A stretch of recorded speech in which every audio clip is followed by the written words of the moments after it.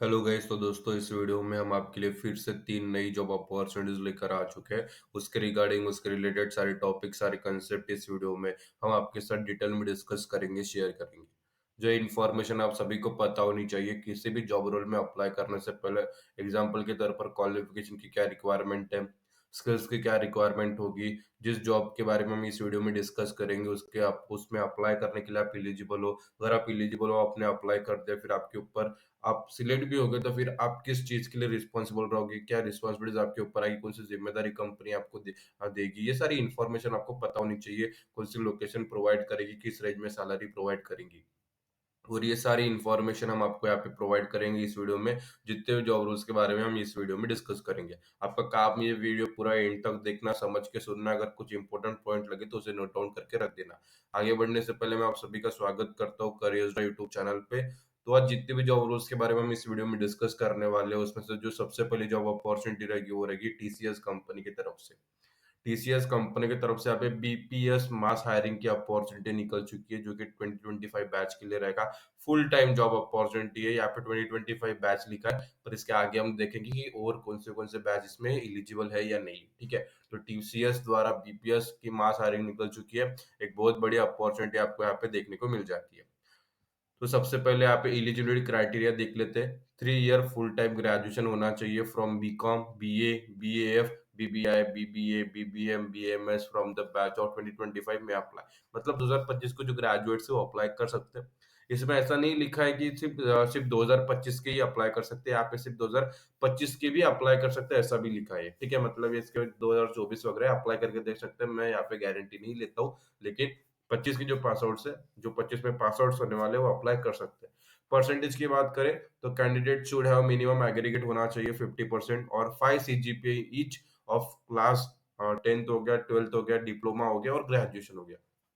अभी तक आपने जितने भी एग्जाम दिए 10वीं से लेके ग्रेजुएशन तक, उसमें कम से कम अगर आपका परसेंटेज के हिसाब से तो 50% होना चाहिए। सीजीपीए के हिसाब से तो पाँच पाँच जो है 5 सीजीपीए से कम नहीं होना चाहिए, तो ध्यान में रखना। Highest qualification candidate should have completed the course in the stipulated course duration. मतलब जो भी आप क्वालिफिकेशन करोगे हाईएस्ट, मतलब का अगर ग्रेजुएशन हाईएस्ट है तो उसमें गैप नहीं होना चाहिए। अगर वो 3 साल तक का ग्रेजुएशन का गवर्नमेंट द्वारा रजिस्टर्ड है तो 3 साल में ही कंप्लीट होना चाहिए। ऐसा नहीं होना चाहिए कि आपने बैक लग गए, आपने गैप दे दिया और वो एक्सटेंड होके 4 साल हो गया, 5 साल हो गया। ऐसा नहीं होना चाहिए। Gap breaks in education, it's mandatory to declare gap in education if any. Overall academic gap should not exist 24 month until highest qualification relevant document proof as applicable will be check for gap in education. मतलब अभी यहाँ पे क्या है, 10वीं से लेके जो भी आप हाईएस्ट क्वालिफिकेशन करोगे ग्रेजुएशन तक, तो उसमें 24 महीने मतलब 2 साल तक का आपके पास गैप का जो है अलाउ रहेगा, लेकिन उस गैप के भी उस रीजन देने होंगे, डॉक्यूमेंटेशन सबमिट करने होंगे। वन एक्टिव बैकलॉग, जब तक आप एग्जाम के लिए प्रिपेयर हो जाते बीपीएस टीसीएस द्वारा बीसीएस बीपीएस के लिए, तो तब तक एक बैकलॉग चल जाएगा। लेकिन जब एग्जाम के बाद आप इंटरव्यू सेक्शन राउंड में वगैरह जाते हो तो उसमें वो भी बैकलॉग क्लियर हो जाना चाहिए। कोर्स टाइप की बात करें तो only full time course will be consider किया जाएगा। Candidate who have completed their secondary and और a senior secondary course from NIOS, मतलब National Institute of Open School, are also eligible to apply if the other course are full time. मतलब आपने जो secondary और senior secondary जो किया जो रहता है 10वीं 12वीं, अगर आपने ओपन स्कूलिंग से किया चल जाएगा, लेकिन आपका जो ग्रेजुएशन है वो फुल टाइम होना चाहिए। एक्सपीरियंस की बात करें तो एंट्री लेवल रिक्वायरमेंट है, फ्रेशर्स एलिजिबल है। मिनिमम एज शुड बी 18 होना चाहिए। इसका जो टेस्ट पैटर्न है, क्या एग्जाम कंडक्ट किया जाता है, इसके बारे में हम यहाँ पे डिस्कस कर लेते हैं। तो सिलेक्शन नेम पे, यहाँ पे सेक्शन नेम पे सबसे पहले 50 क्वेश्चन रहेंगे। 50 मिनट का जो है आपको टाइम दिया जाएगा।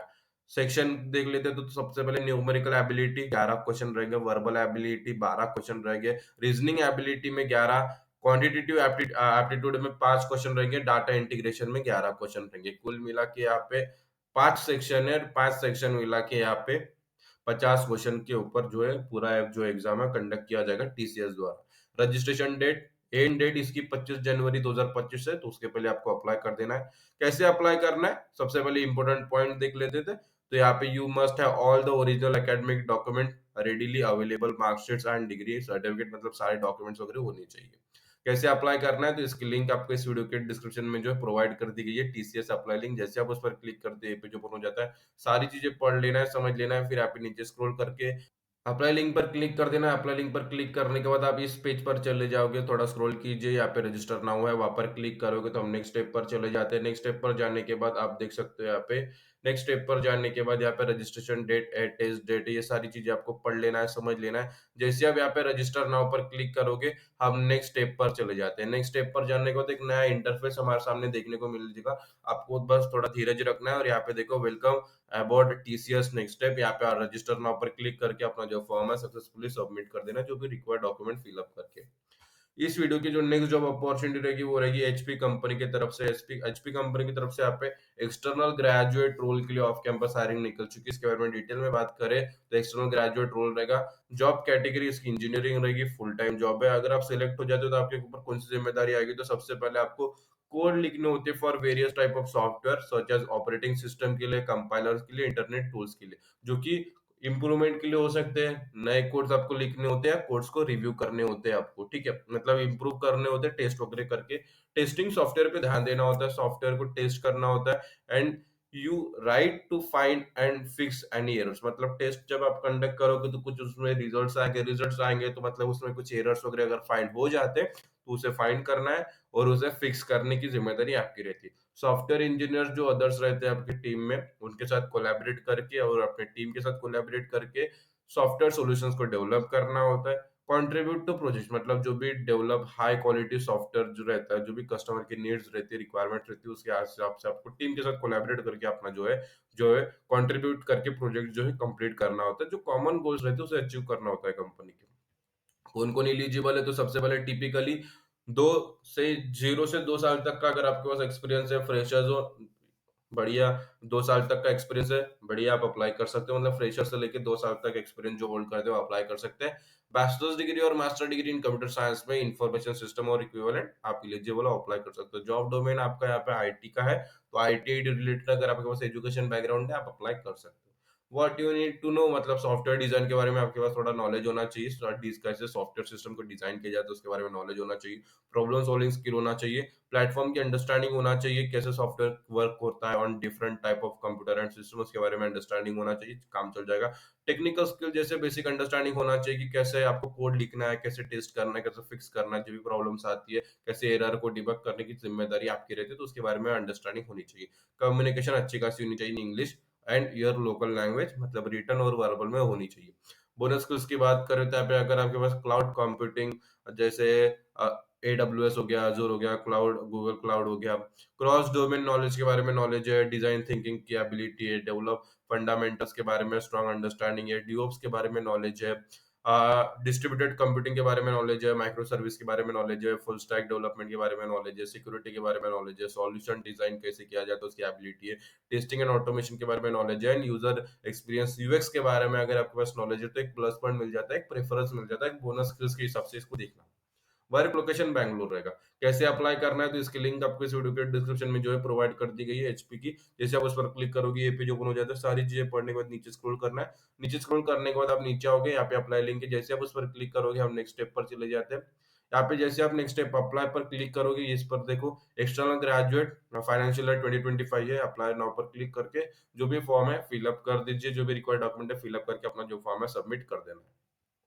इस वीडियो की जो नेक्स्ट जॉब अपॉर्चुनिटी रहेगी वो रहेगी माइक्रो वन कंपनी की तरफ से। माइक्रो वन कंपनी की तरफ से यहाँ पे वर्क फ्रॉम होम रिमोट की अपॉर्चुनिटी निकल चुकी है, रिमोट वर्क की अपॉर्चुनिटी निकल चुकी है फॉर डाटा एनोटेशन स्पेशलिस्ट के लिए। डाटा एनोटेशन स्पेशलिस्ट का जॉब रोल है, उसके लिए यहाँ पे ऑफ कैंपस आ रहे रिक्रूटमेंट ड्राइव निकल चुकी है। इसके बारे में डिटेल में बात करें तो फुल टाइम जॉब रहेगा। जॉब समरी की बात करें तो माइक्रो वन एक ऐसा कैंडिडेट ढूंढ रहा है जो कि मेटिकुलस डाटा एनोटेशन स्पेशलिस्ट हो, टू हेल्प इम्प्रूव और human data training for AI and ML project, मतलब एआई एमएल प्रोजेक्ट को जो है डाटा ट्रेनिंग को है इम्प्रूव करने के लिए स्पेशलिस्ट, और अपने कंपनी को इस चीज में इम्प्रूवमेंट करने के लिए मदद करे। You will accurately label, categorize and annotate various type of data such as text, image, audio and video को जो है वेरियस टाइप ऑफ डाटा को एनोटेट करना होता है, ensuring precise and consistency according to the project guidelines. क्या-क्या ज़िम्मेदारी आएगी अगर आप सिलेक्ट हो जाते हो, तो सबसे पहले आपको accurately annotate and label data set करना होता है according to the project specific guidelines. और आपको जो भी वैलिडेट जो क एनोटेट जो रहता है एनोटेशंस, उसे रिव्यू करना होता है, वैलिडेशन करना है, ताकि जो क्वालिटी है वो इंश्योर कर सके। रिपोर्ट तैयार करोगे, आइडेंटिफाई करोगे उसमें कुछ इंप्रूवमेंट करने के लिए जो भी गाइडलाइंस के अंतर्गत है, उसे इंप्रूवमेंट कैसे किया जाता है। टीम के साथ कोलैबोरेट करके consistent and accurate data labelling हो रही है, नहीं हो रही है, इंश्योर करने की ज़िम्मेदारी आपकी रहती है। और हमेशा डेडलाइंस के अंतर्गत आपको जो भी काम है आपको दिए जाएँगे और हाई क्वालिटी स्टैंडर्ड्स के साथ कंप्लीट करनी होती है। कौन-कौन एलिजिबल है, तो सबसे पहले रिक्वायर्ड स्किल्स एंड क्वालिफिकेशन की बात करें, तो सबसे पहले attention to detail and focus on accuracy पे जो है क्षमता आपके पास होनी चाहिए। कॉम्प्लेक्स इंस्ट्रक्शन एंड गाइडलाइंस को जो है फॉलो करने की क्षमता आपके पास होनी चाहिए। डाटा एनोटेशन टूल्स जैसे लेबल बॉक्स हो गया, प्रोडिगी हो गया और सिमिलर्स के बारे में थोड़ा बेसिक नॉलेज होना चाहिए। जो है कम्युनिकेशन स्किल अच्छी खासी होनी चाहिए। एआई जो है AI, ML, machine learning, artificial intelligence के कॉन्सेप्ट्स के बारे में बेसिक अंडरस्टैंडिंग और कम्युनिकेशन इंग्लिश में अच्छी खासी होनी चाहिए। प्रेफर्ड क्वालिफिकेशन अगर आपके पास प्रीवियस एक्सपीरियंस है तो एक प्लस पॉइंट मिल जाता है। मैंडेटरी नहीं है, फ्रेशर भी इसके लिए अप्लाई कर सकता है, लेकिन एक प्लस पॉइंट मिल जाता है अगर आपके पास एक्सपीरियंस है रिलेवेंट फील्ड में, या आपके पास जो है प्रोजेक्ट इन्वॉल्विंग एआई, एमएल और डाटा साइंस के हिसाब से आपको जो है अगर नॉलेज है, एक्सपीरियंस है प्रोजेक्ट में काम करने का, तब भी एक प्लस पॉइंट मिल जाता है, मैंडेटरी नहीं रहेगा। बैच की बात करें तो 2022, 23, 24 में जो पास आउट है और 25 में जो पास आउट होने वाले अप्लाई कर सकते हैं। वर्क लोकेशन इसका नहीं बोर्ड रहेगा। मतलब घर बैठे आपको काम करना है। कैसे अप्लाई करना है, तो इसकी लिंक आपको इस वीडियो के डिस्क्रिप्शन में जो है प्रोवाइड कर दी गई है माइक्रो वन की। जैसे आप उस पर क्लिक करते हो, ये पेज ओपन हो जाता है, सारी चीज़ें पढ़ना है, फिर यहाँ पे अप्लाई अप्लाई लिंक पर जैसे आप क्लिक करोगे, आप नेक्स्ट स्टेप पर चले जाते हैं। अभी नेक्स्ट स्टेप पर जाने के बाद एक नया पेज हमारे सामने यहाँ पे ओपन हो जाता है। आप देख सकते हो यहाँ पे माइक्रो वन, यहाँ पे डाटा एनोटेशन स्पेशलिस्ट है, बाजू में अप्लाई नाउ का फॉर्म है। फिर यहाँ पे सारा फॉर्म फिलअप करके आपको यहाँ पे नीचे अप्लाई नेक्स्ट पर क्लिक करके जो भी रिक्वायर्ड डॉक्यूमेंट है फिलअप करके अपना जो फॉर्म है सबमिट कर देना है। तो इस वीडियो में हमने 3 जॉब रिगार्डिंग डिस्कस किया, तीनों के लिए अप्लाई करना है, कैसे करना है बता दिया, जो इन्फॉर्मेशन आपको पता हो नीचे सारी इन्फॉर्मेशन बता दी। अप्लाई करना है आपका काम है, अप्लाई कर दीजिए। अगर अप्लाई करते समय कुछ परेशानी आती है तो इस वीडियो के कमेंट सेक्शन में कमेंट कर देना, हम उसका जो सॉल्यूशन है आपको रिप्लाई कर देंगे, ताकि आपकी तरफ से जॉब एप्लीकेशन सक्सेसफुली सबमिट हो जाए, जॉब एक्सपायर होने से पहले। तो आज की वीडियो में इतना ही, फिर मिलेंगे अगली वीडियो में, फिर नई जॉब अपॉर्चुनिटीज के साथ, तब तक के लिए स्टे ट्यून्ड।